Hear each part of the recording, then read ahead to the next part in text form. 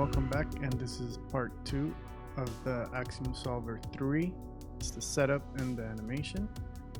And before I jump into what I did, I kind of want to do a simple breakdown of the same setup, but in a simpler way, so you can kind of see what I did. So the first thing we have in our scene is usually a grid. There's two different ways that we're going to be emitting the Axiom Solver. And one of them is with the actual ground, like if there's dust on the ground, and then the other is through the tires. So in this example, we can kind of go over both things so you can see what was the setup that I did. So the first thing we start with is the grid, and then we add color to it. We're going to make it black. The second thing is the sphere, and we have some simple animation here with the transforms.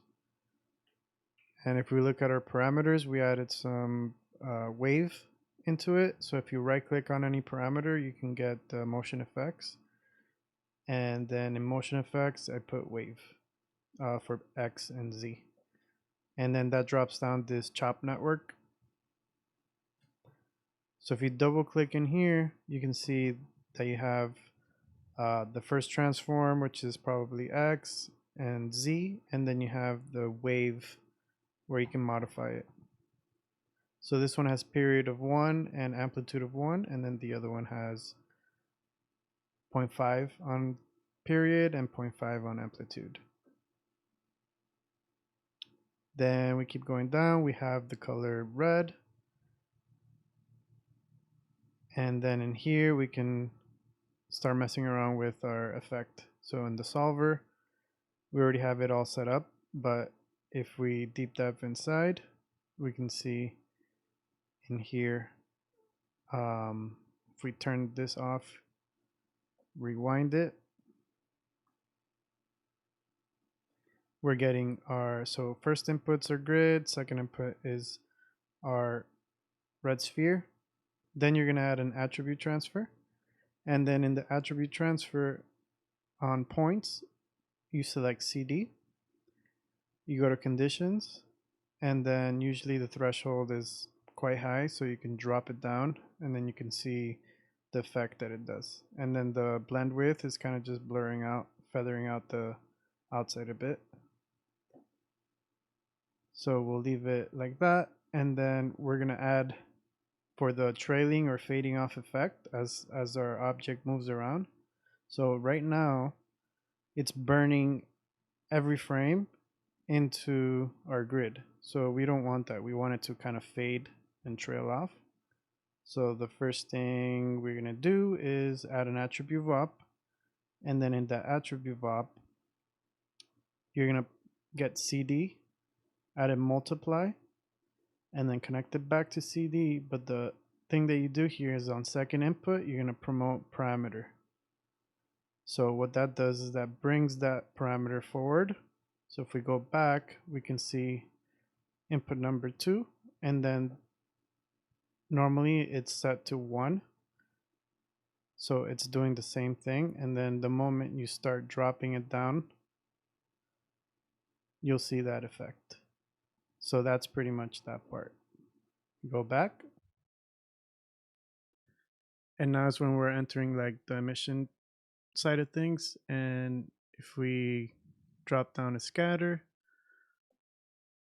normally, if you drop down a scatter, it looks like this. If we put our background to gray, you could see like there's particles or points everywhere around the grid. Let's put 50,000. You can kind of see what that looks like. And let's get our geometry. All right. So what we want to do is just emit on the red. And for that, we can just click here on density and put CD. And then we can put it back to 50,000 again. And now you can see that it's working. So it's only showing up in the area where it's red. The next thing we do is we drop down an axiom point rasterize. Okay, let's switch back the background to black. Remove the grid. And then here's this is where we're going to be emitting. So this is going to turn into a volume. So if you mouse over it, you can see now we have an influence attribute, and we got voxels in there, and we got VDB volumes. So I don't think we need this here. All right, and then the next thing is, so we'll switch this to 1 so you can see what's happening in a bit. And we'll switch this to 1 as well. And disconnect this for a second. Okay, so now we drop in our Axiom Solver. So in the main settings, we put the division size to 0.02. In sourcing, left everything the same. Simulation, just kind of played around with some parameters, added more buoyancy. So all these settings you kind of tweak to what you see fit and how you want your simulation to look. And then in the output settings, I left everything the same. Settings here on solver, in the field precision, instead of 32, I put 16-bit, save some space on your hard drive. So if we play that simulation, it looks like this.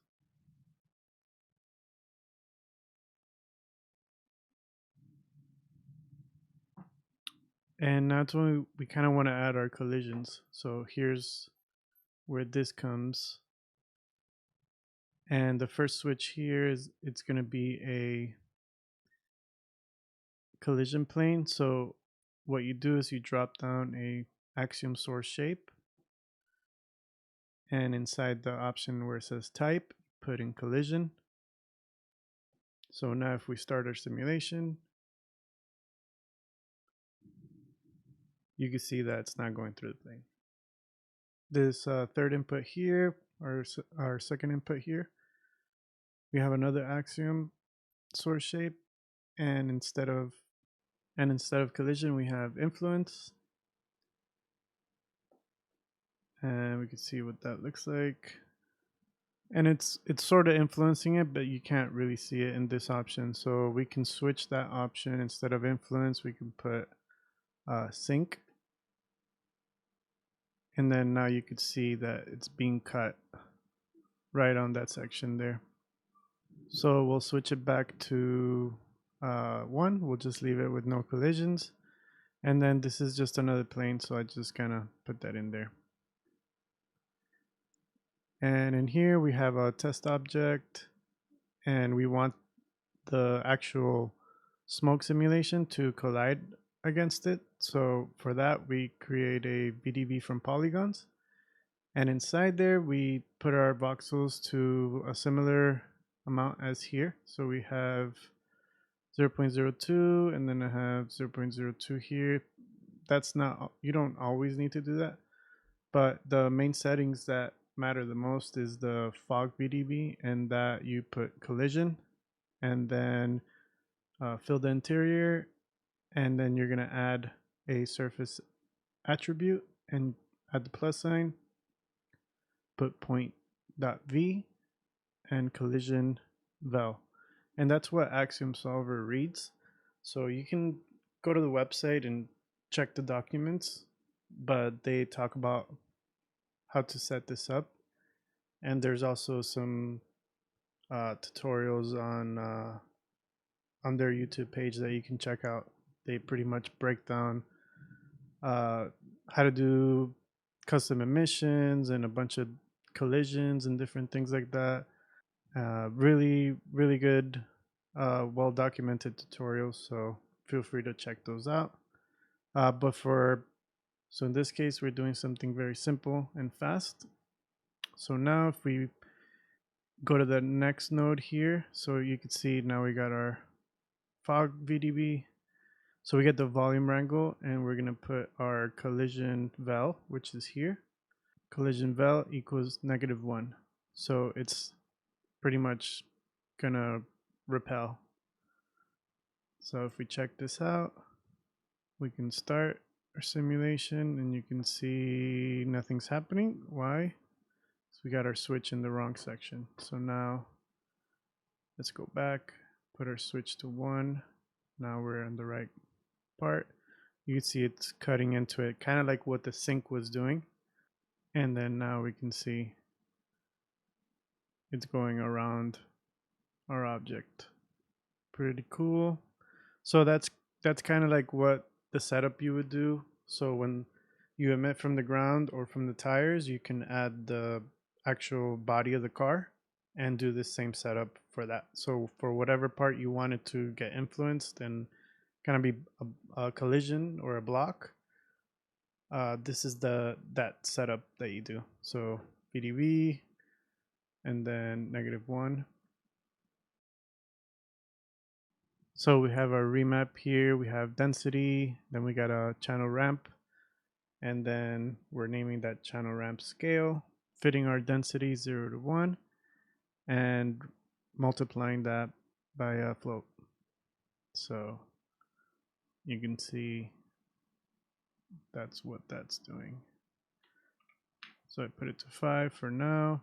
The other really cool node is called the Pyro Bake volume, and you can also do similar things here. So you can add more density, you can change the color, and pretty much that's it for the setup. I'm not sure what else I could explain in this section. So if we go to the main simulation that I did, we go to our car here. So we had our car set up here. We did the car follow path, but in this case, we're actually going to be doing the bullet solver. So after our bullet solver, so we have our car doing the burnout or donuts. And then in here, we have our car rig. Press space G, we can go into our object here. And then attribute delete, deleted the color there on the caliper. And then introduce the color red. And then here's that same setup of the solver. We have our previous frame and our second input here. We have CD on both, primitive and points, and then we have our multiplication here. So if we go back to the car, we can see we have that effect of it fading. I did a blur on the color, so an attribute blur. I put attributes here, I put CD. Then in here we have our scatter, similar deal. We have our points. So I was messing around here, and there's two. This is like a way that you can randomize temperature values. So if we go in here and let's see. So if we add a marker, put temperature, or let's put color, temperature. We can see that kind of noise in there.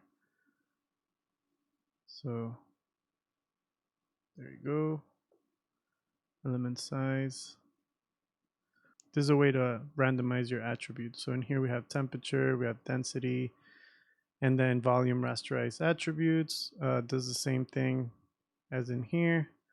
But for the setup that I did, I just went simple and just ended up using the Axiom point rasterize.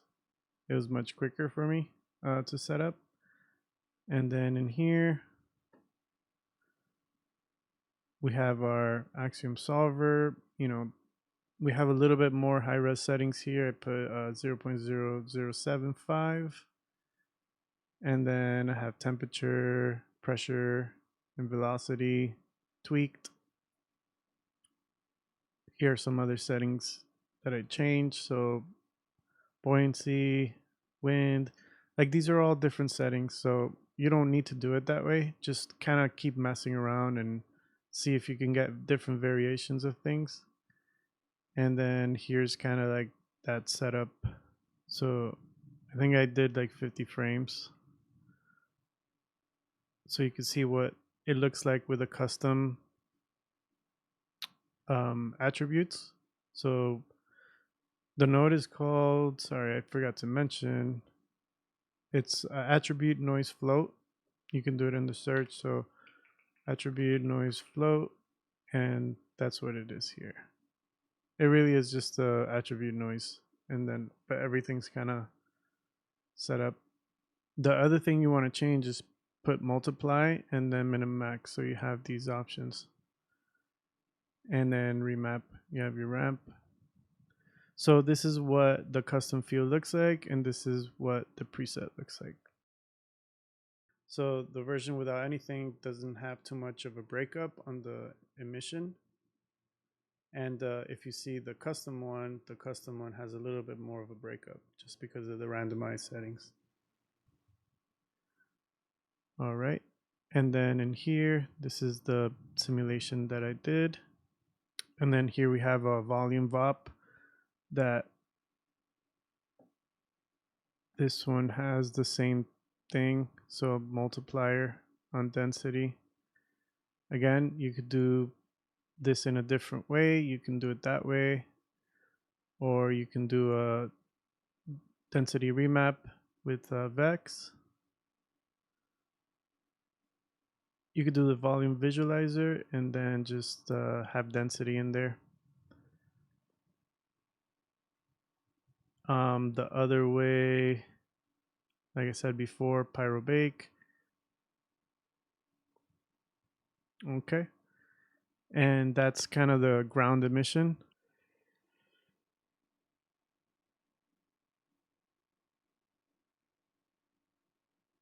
So that's kind of what you end up with. So when you cache things out, this is kind of what it comes with. Dollar hip name, and that tends to be a little bit too long. So I just pretty much remove all that and either put our name here, or you could put $OS, and it's gonna get the name of the actual node. So now if I middle click here, I get smoke. So if this changes, I could put smoke out, then that changes up there. And then that's the final one that I ended up with.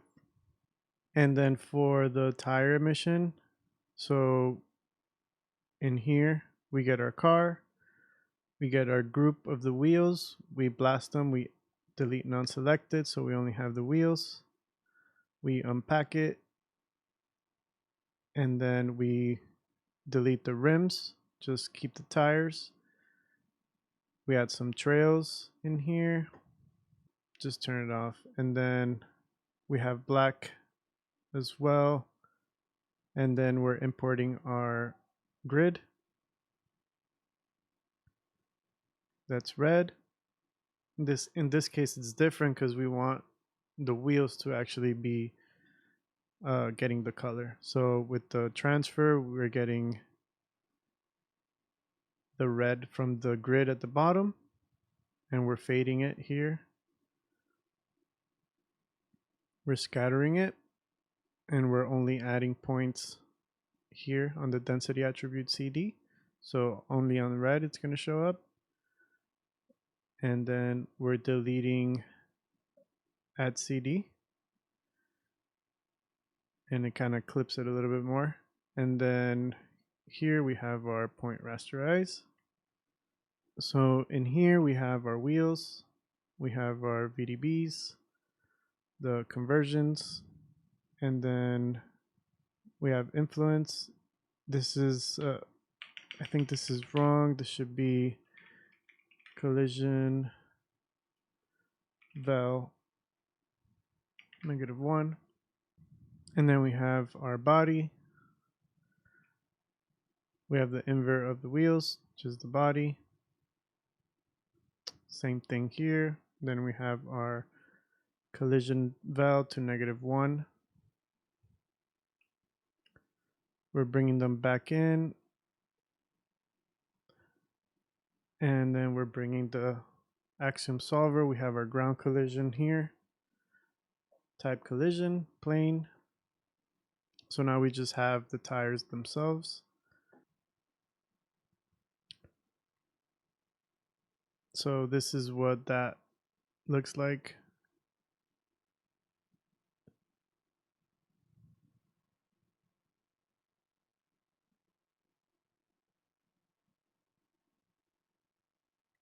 Then we have our Pyro Bake. So all these out nodes are going into Solaris. And if we go into the stage, we can see I have my out tire smoke. So let's make this to black, dark. We have our tire smoke, we have our smoke regular, we have our car, we have our grid, we have our lights here, materials, all that good stuff. And then if we put Karma XPU, we can see that this is our setup here. And if we go look through the camera,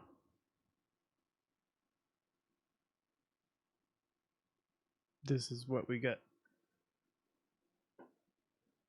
So if I were to remove the out smoke, you just get the wheels.